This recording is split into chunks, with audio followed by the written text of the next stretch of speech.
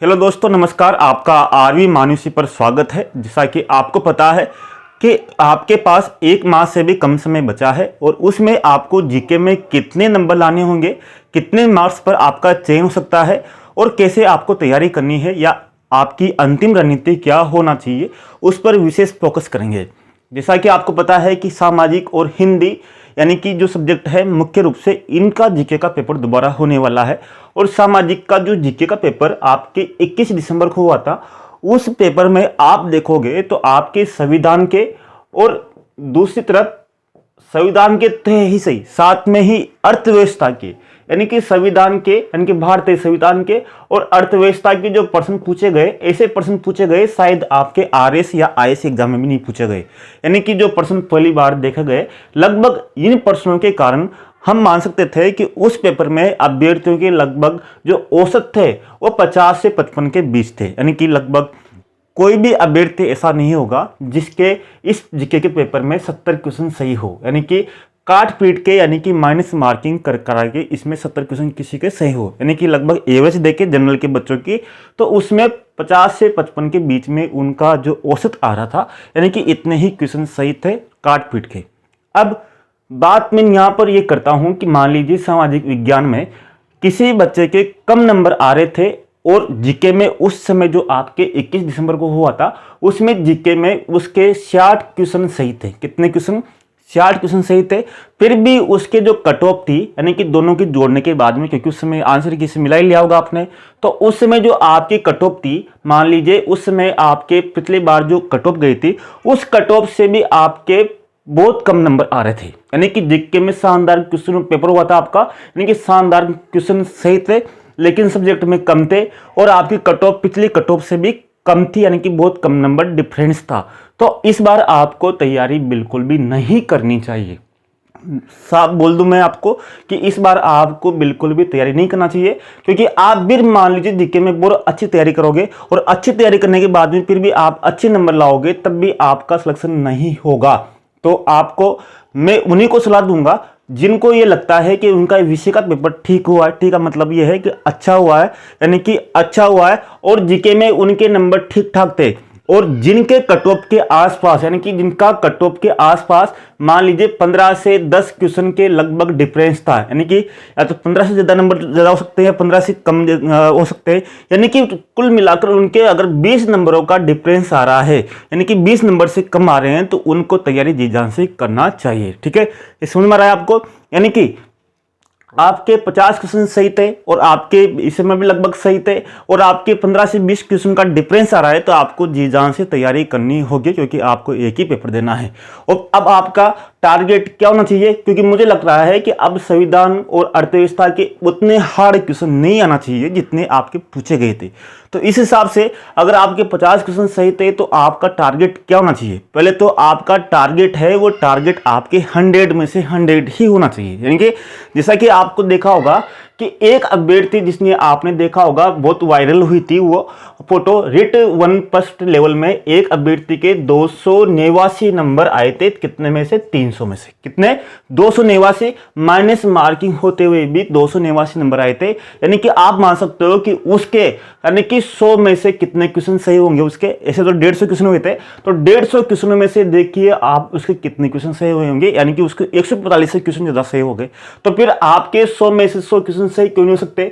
आपके देखिए नीट, यानी कि इंडिया का सबसे कठिन परीक्षा मानी जाती है नीट या आईआईटी, तो नीट में आप देखो 720 में से 720 माइनस मार्किंग होते हुए अभ्यर्थी ला रहे हैं। क्यों ला रहे हैं? यानी इतने टफ सवाल में भी 720 से 720 नंबर ला रहे हैं। अगर कोई बोले कि वरिष्ठ अध्यापक में 100 में से 100 क्वेश्चन कोई सही नहीं कर सकता, तो बिल्कुल गलत है। 100 में 100 क्वेश्चन सब सही कर सकते हैं, केवल उसको ये होना चाहिए कि उस समय उसका बिल्कुल एकदम फोकस, यानी कि पढ़ाई अच्छी होनी चाहिए। यानी कि जब नेट में 700 में से 720 आ सकते हैं, आईआईटी में पूरे से पूरे आ सकते हैं, मैथमेटिक्स में से 100 में 100 आ सकते हैं, तो 100 में 100 क्वेश्चन क्यों नहीं आ सकते?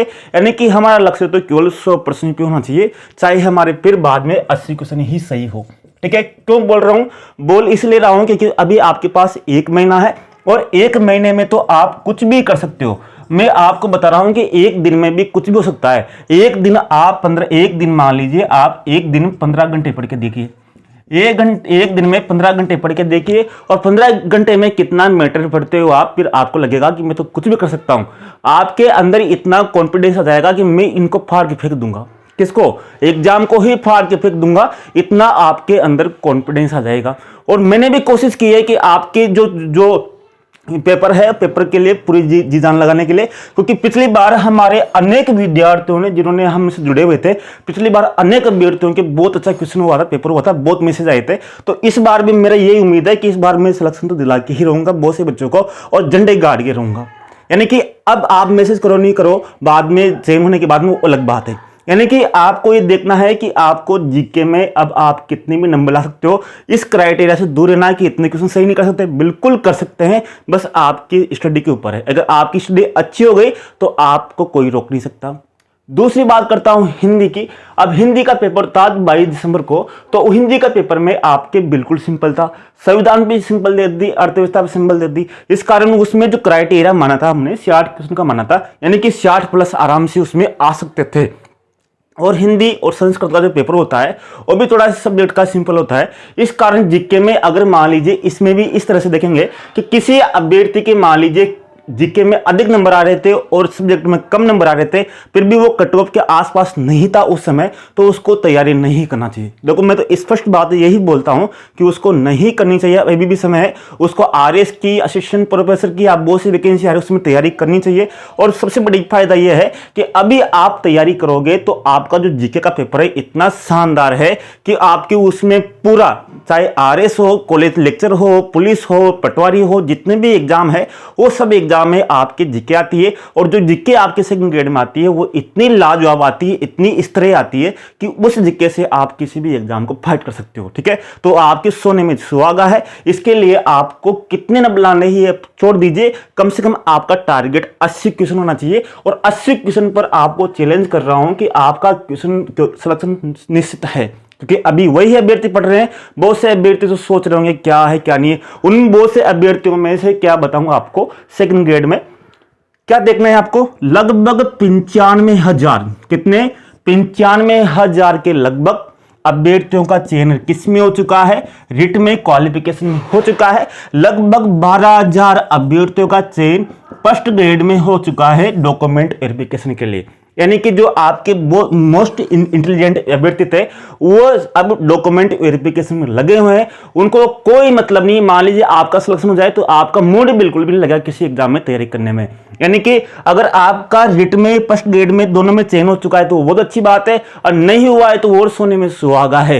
क्योंकि अब बहुत कम अभ्यर्थी हैं जो आपके सेकंड ग्रेड की तैयारी कर रहे हैं जीके की, यानी कि आपको बहुत आगे निकलने का चांस है। यानी कि आप कितने भी आगे निकल सकते हो। जिनका रिट में नहीं हुआ वो एक बार में सेकंड ग्रेड के एग्जाम में लग जाएंगे, यानी कि आपके पास है। क्योंकि ये 95,000 रिट में, 12,000 फर्स्ट ग्रेड में, वही अभ्यर्थी जिन्होंने सेकंड ग्रेड का भी एग्जाम दिया था, यानी कि इंटेलिजेंट है, जब तो सिलेक्शन हुआ। तो ये तैयारी वैसी नहीं कर रहे हैं क्योंकि इनको पहले ही पता है कि हमारा चयन हो चुका है, या कर रहे हैं तो नॉर्मली कर रहे हैं। तो आपको आगे बढ़ने का समय है। आप एक दिन में 15 घंटे पढ़ के देखिए, आप उथल पुथल कर दोगे किताबों का।